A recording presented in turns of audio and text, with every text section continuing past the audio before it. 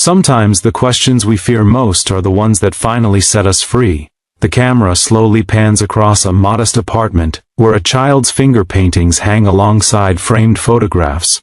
A worn teddy bear rests on a neatly made bed. If this story touches something in your heart today, I'd be grateful if you'd consider subscribing to join our community of storytellers and truth seekers. I never planned to bare my soul to Eliza that rainy Tuesday evening, but life rarely unfolds according to plan.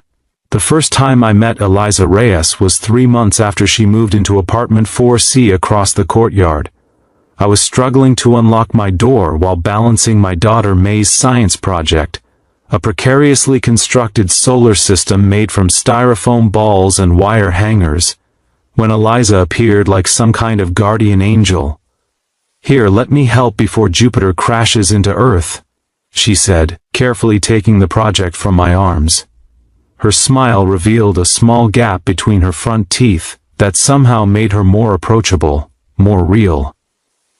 "Thanks," I said, finally getting the stubborn lock to turn. "I'm Marcus, the budding astronomer's dad." "Eliza," she replied, "the neighbor who's been admiring your daughter's chalk drawings on the sidewalk for weeks now." Inside, 8-year-old May was sprawled on our living room rug, colored pencils scattered around her like fallen autumn leaves. She looked up, her eyes widening at the sight of a stranger carrying her precious solar system. "Is that safe with her?" she stage whispered to me, making Eliza laugh. "I promise to treat the universe with utmost respect," Eliza said solemnly, carefully setting the project on our dining table. "I'm Eliza from across the courtyard. I've seen your chalk galaxies downstairs. They're spectacular." May's face transformed from suspicion to pride in an instant. "Do you want to see my sketchbook? I'm drawing all the constellations." Before I could intervene, May usually took hours to warm up to new people. My daughter was pulling Eliza toward her bedroom to show off her astronomical artwork. I stood in the hallway, listening to their animated conversation, something unfamiliar and warm spreading through my chest. That evening, Eliza stayed for dinner, a hastily assembled meal of spaghetti and jarred sauce that she somehow elevated by adding spices from my neglected spice rack. The three of us talked and laughed as if we'd known each other for years instead of hours. May, normally reserved around strangers since her mother's death 3 years ago, bloomed in Eliza's presence, like a flower turning toward the sun. After May went to bed, Eliza helped me wash the dishes, our elbows occasionally bumping in the small kitchen space. "She's extraordinary," Eliza said, handing me a dripping plate. "So thoughtful and curious." "She's everything," I replied simply, because it was true. Since losing Layla to the car accident that shattered our family, May had become my anchor, my purpose, my entire world. "I've noticed you around the building," Eliza continued, her voice casual but her eyes intent. "Always just you and May?" "No, partner?" I focused on drying the plate in my hands, buying time before answering. "It's been just us for 3 years now." "I'm sorry," she said quietly. "I didn't mean to pry." "You weren't," I assured her. "May's mother died in a car accident. Drunk driver. May was in the car too, but she was lucky.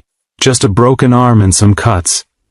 Eliza's hand found mine, wet and soapy as it was. "I can't imagine." "Some days I still can't either," I admitted.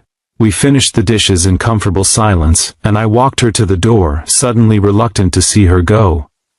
"Thank you for dinner," she said, "and for sharing May with me tonight." "Thank you for rescuing our solar system," I replied, making her laugh. As weeks passed, Eliza became a fixture in our lives.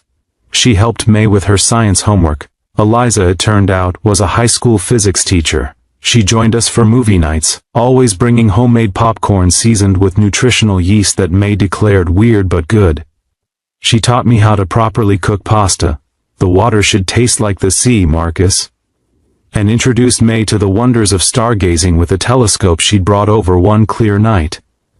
One evening, after May had fallen asleep during our movie marathon, Eliza and I sat on my small balcony, sharing a bottle of wine and watching the city lights flicker below us.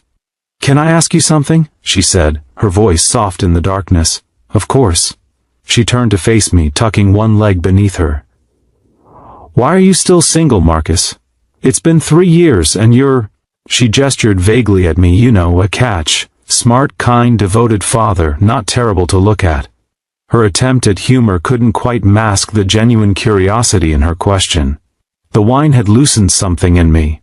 Or maybe it was just Eliza herself, her presence that somehow made it feel safe to speak truths I usually kept buried. After Layla died, I began slowly. There was this void, not just in my life but in May's. I watched her looking for her mother everywhere, expecting her to pick her up from school, calling out for her in the night when she had bad dreams.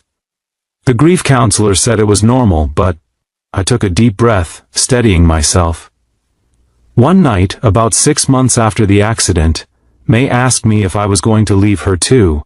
Just like that, out of nowhere. We were brushing our teeth, getting ready for bed, and she looked at me in the mirror and asked if I was going to disappear like Mommy did. I could still see her small face in the bathroom mirror, toothpaste foam on her chin, eyes wide with fear. "What did you tell her?" Eliza asked gently. "I promised her I would never leave her, that she was stuck with me forever." I smiled faintly at the memory. But something changed in me that night. I realized how fragile her sense of security was, how one more loss might break something in her that couldn't be fixed. I turned my wineglass slowly between my fingers, watching the liquid catch the moonlight. So I made a decision. I would focus entirely on being her father, on rebuilding her sense of safety. Dating, relationships, all of that seemed like an unnecessary risk. What if I brought someone into her life who didn't stay? What if she got attached and then lost another person she loved? Eliza was silent, her eyes never leaving my face, and then, as time passed, it just became easier not to try, to tell myself that May was enough, that I didn't need anything else. I finally looked up at Eliza. "But that's not the whole truth." "What is?" she whispered. "The truth is I'm terrified," I admitted, the words feeling like stones dislodged from my chest. Not just of Mai getting hurt again, but of me getting hurt, of loving someone and losing them, of not being enough, of failing at this like I sometimes feel I'm failing at parenting. "Oh, Marcus," Eliza said, her voice breaking slightly. When I looked up, I saw tears streaming down her face, silvery in the moonlight. "You haven't failed. Not even close." She reached across the small space between us and took my hand. "What you just told me, that's the most honest thing I've heard anyone say in years. And it breaks my heart because I see how much love you have to give, how much you deserve to receive." I hadn't realized I was crying until she reached up to brush a tear from my cheek, her touch feather light. "Thank you for telling me," she said simply. "Thank you for asking," I replied, "and for listening." Something shifted between us that night. A door opened that I had kept firmly shut for 3 years. It wasn't dramatic, no passionate declarations or promises, just a quiet acknowledgement that perhaps there was room in our lives for something more, something new. The following weeks brought subtle changes. Eliza's hand finding mine while we watched movies after May fell asleep. Lingering glances across the dinner table. Late-night conversations that stretched until dawn where we shared stories of our lives before we met. Her childhood in New Mexico with her grandmother who taught her to cook. My college years studying architecture before settling for a more stable job in project management after May was born. One Saturday afternoon while May was at a classmate's birthday party, Eliza invited me to help her repot some plants on her balcony. As we worked side by side, hands deep in potting soil, she suddenly turned to me. "I need you to know something," she said, her usually confident voice uncertain. "I'm not looking to be anyone's replacement. I know May had a mother who loved her, and I would never try to take her place." I set down the small cactus I was holding. "Eliza, let me finish," she said gently. "I also need you to know that I understand what I would be signing up for, that May comes first, always, that there will be hard days when she misses her mom or when she tests boundaries with me, that this isn't simple or straightforward." She took a deep breath. "But I've thought about this, about us, and I want you to know that I'm not afraid of complicated. I'm not looking for easy, I'm looking for real."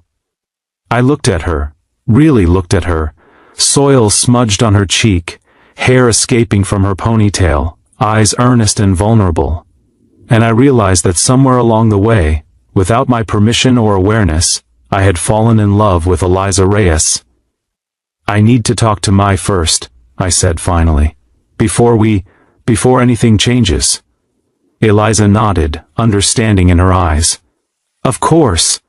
That evening, after May and I had finished our bedtime reading ritual, I sat on the edge of her bed, gathering my courage. "Maybug, can I ask you something important?" She nodded solemnly, clutching her stuffed penguin to her chest. "How would you feel if Eliza spent more time with us, if she became more than just our friend?" May considered this, her small face serious. "You mean like your girlfriend?" "Yes," I said, surprised by her directness. "Like my girlfriend." "Would she still help me with my science projects?" "Yes." "Would she still make those cinnamon rolls on Sundays?" "I'm sure she would." May was quiet for a long moment, and I resisted the urge to fill the silence. "Daddy," she finally said, her voice small but steady, "would Mom be mad if you had a girlfriend?" The question knocked the breath from me. We talked about Layla often. I made sure May knew her mother, even if only through stories and photographs, but this was new territory. "No, sweetheart," I said gently. "Mom would want us to be happy. She loved us both so much, and she would want us to have love in our lives." May nodded, processing this. "I think," she began, then stopped, gathering her thoughts. "I think Eliza makes you smile more, and she knows all the constellations, and she never makes me feel bad when I miss Mom." She looked up at me, her eyes, so like Layla's, wise beyond her years. "I think it would be okay." I pulled her into a hug, my heart full to bursting. "Nothing happens unless we both agree, okay? You and me, we're a team. And maybe Eliza can be on our team too," May whispered against my shoulder. The next day, I invited Eliza over for dinner. When she arrived, May solemnly presented her with a hand-drawn card. On the front was a picture of 3 stick figures holding hands under a star-filled sky.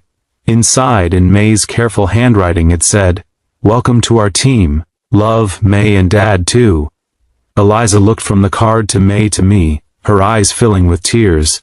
"Is this what I think it is?" she asked softly.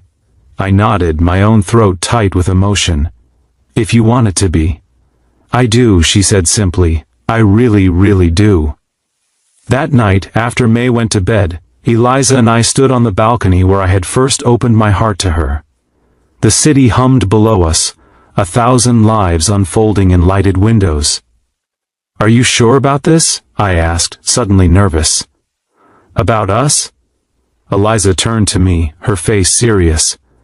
"When I asked you why you were still single that night, I wasn't just making conversation. I asked because I couldn't understand how someone like you could be alone. And then you told me, and it broke something open in me." She took my hands in hers.